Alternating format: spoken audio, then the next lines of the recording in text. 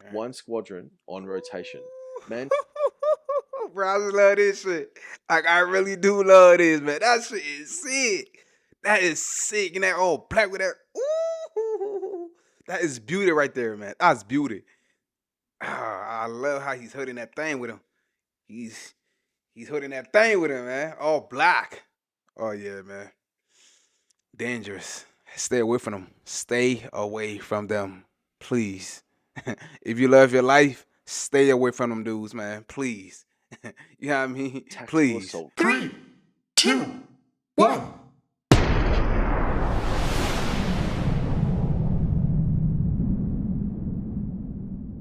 It's your boy Vic here, man. I'm back with another video. I hope we're all doing good today. Hope we're eating good, sleeping good, behaving ourselves, and getting this money, man. Yes, we are in Australia. We always are in Australia. I'm reacting to the Australians special forces. Yeah, I just know this video about to go, real good. I mean, real good, Yeah, real good. I don't want to waste no time talking. Let's get right into this video, man. But first thing, you already know, like the video, subscribe to the channel, help grow the channel, man. Help a brother out. Let's go, baby. Let's go. Australia's Special Forces community are, perhaps, the most prestigious element of the ADF. Special Forces have been at the forefront of Australia's contribution to the global war on terror, seeing extensive action across the Middle East.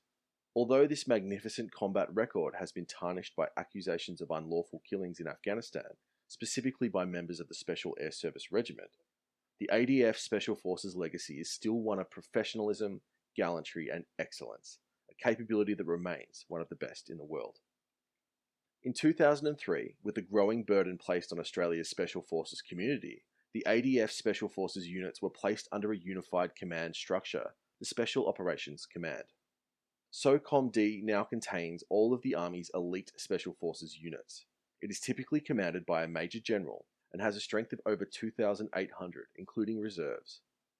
The Special Operations Command order of battle is as follows: the Special Air Service Regiment, 1st Commando Regiment, 2nd Commando Regiment, It's a lot. Special Operations Engineer Regiment, which provides specialist nuclear, chemical, and biological response, the Special Operations Logistics Squadron, and, effectively, the 171st Aviation Squadron, which provides Damn. dedicated helicopter support for SOCOMD.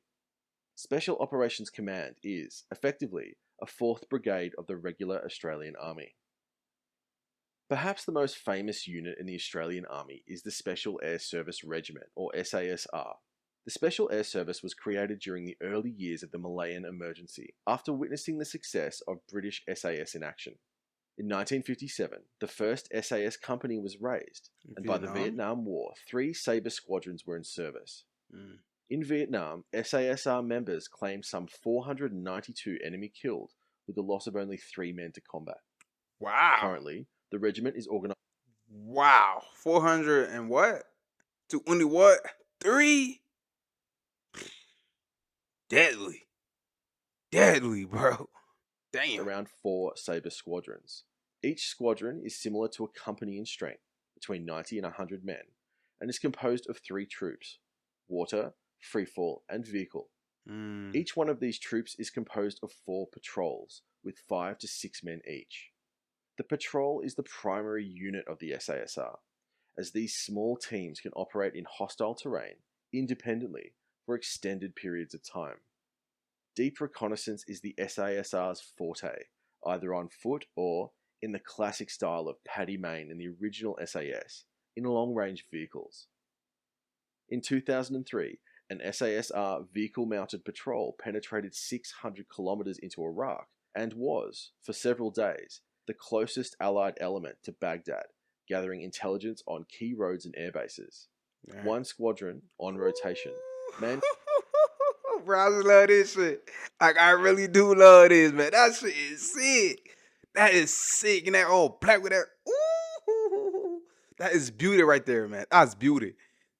Ah, I love how he's holding that thing with him. He's he's holding that thing with him, man. All black. Oh yeah, man. Dangerous. Stay away from them. Stay away from them, please. If you love your life, stay away from them dudes, man. Please. You know what I mean? Tactical Please. Assault Group West, which is one of Australia's two dedicated counter-terrorist elements. The other major element of Australia's Special Forces community are the Commando regiments. The 2nd Commando Regiment was, originally, 4 RAR Commando, although this unit was renamed in 2009. The Australian Commandos can trace their lineage back to the independent companies of World War II, formations of around 250 men that operated in the jungles of New Guinea and Timor, Wow. often for years, fighting a guerrilla war against the Japanese. There are 2 Commando regiments.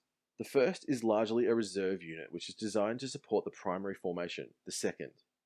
2 Commando is a standard commando battalion and is composed of 4 commando companies, a signal regiment, and logistics and support companies. The reserve 1st Commando Regiment provides an additional 2 commando companies. Unlike the Special Air Service Regiment, the commandos far more typically operate in larger units, from platoons to companies, as opposed to 6-man patrols. They are, arguably, more optimized to take larger scale offensive action, such as seizing air bases or conducting raids, than the kind of deep, covert recon the SAS typically specializes in. However, both the SASR and Commando regiments are able to conduct the full spectrum of Special Forces roles. Indeed, throughout many operations in Afghanistan, elements of the 2 units routinely fought side by side. In June 2010, an Australian Special Forces task group launched an offensive into the Shah-Wai-Kot district of Kandahar province. This operation was focused on the village of Tizak, which was a Taliban stronghold and had been in their possession since 1995. On the 10th of June, Alpha Company of the 2nd Commando Regiment made a helicopter assault on the village, where they came under intense machine gun fire in the landing zone. After a day of fighting, intelligence indicated that Taliban forces were massing for a counterattack, so the commandos were reinforced by a troop from 2nd Squadron SASR. After 5 days of continuous battle, the badly mauled Taliban forces withdrew from the area, leaving the Australians in command of the village and surrounding high ground. Around 100 Taliban are believed to have been killed for the loss of only 1 Australian and 1 Afghan soldier, both of whom were wounded. The Shah-Wai-Kot offensive has proven to be an exemplary Special Forces operation, showcasing the aggression, adaptability, and tactical skill of the units involved. Both the SASR and 2 Commando man the 2 tactical assault groups, TAG East and TAG West. The tactical assault groups are Australia's dedicated Bro, right? Hold on, bro. I'm not sure if I'm dumb or I'm slow or I'm stupid, but how the hell it stays like it just stays right at the same spot for a long period of time, bro? Like how the hell it just stays there? Like I don't know how, but it's cool to me, bro. I love it. Like it's just so cool to me, bro. It is cool as hell to me. terrorism units, and are the only major domestic roles for the Commandos and SASR. The tactical assault groups are focused on high-end counter-terrorism on land or sea, and routinely train in retaking aircraft, buildings, and ships. They are the units that provide tactical response for high-profile events such as the G20 or Olympics. In 2003, elements from both units conducted a heliborne assault on the North Korean vessel Pongsu, which was smuggling heroin into Australia. The operators fast-roped onto the vessel from Black Hawk helicopters and quickly stormed the bridge. bro, I don't know, bro. Like, it's just cool as shit to me. It looks super cool to me, bro. Like, I'm not playing. Straight out of a goddamn movie, bro. Straight out of a movie. North Korean vessel Pongsu, which was Like, smuggling it just heroin stays into there, Australia. and then The motherfuckers coming. operators fast-roped onto the vessel from Black Hawk helicopters and I quickly love this stormed the shit. bridge. The vessel was confiscated and later sunk by RAAF F-111Cs with a pair of GBU-10 Paveway 2 laser-guided bombs. The other major elements of Special Operations Command are the Special Operations Engineer Regiment, or SOER, and the 171st Aviation Squadron. SOER provides a dedicated nuclear, chemical, and biological response team for both domestic and international contingencies, although this is now integrated with the tactical assault groups. These engineers also provide dedicated mobility, survivability, and explosive support to Australian Special Forces, and routinely had elements deployed to Iraq and Afghanistan. The 171st Army Aviation Squadron is not formally part of Special Operations Command. However, it provides dedicated helicopter support to special forces.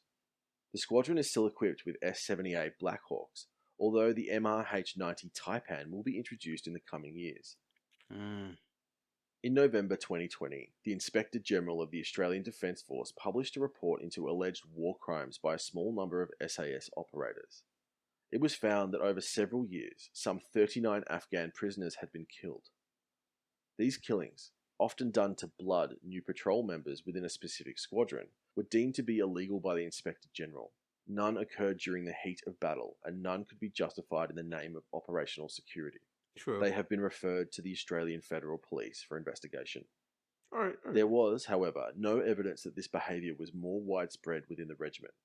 As a permanent mark of shame, the regiment's 2nd Sabre Squadron will be permanently struck from the Army's order of battle, and a Dang. new formation will be raised in its place.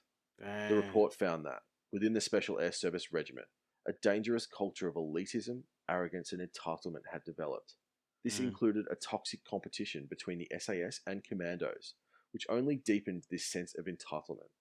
To rectify this toxic organisational culture, the Commando and SAS initial training programs will be amalgamated into a single Special Forces training scheme, Yeah, with one, operators spending a year training together Right. before being posted to their respective regiments. Right. This will be a substantial change from the two distinct training programs. Bro, ran like, before. come on, man. Stop competing with each other, bro. Like, same people, same military, same mission, same goal. I mean, same everything. Come on, man. Stop competing. Come on, bro. Like, come on, bro. I mean, Yes. Nonetheless, even with this shameful episode now a part of its history, Australia's Special Forces are one of the most effective offensive tools in the ADF and gives Australia a significant competitive advantage over other regional powers. mm, They are, truly, the tip of the spear, elite operators that have been at the forefront of every conflict Australia has waged over the last 50 years.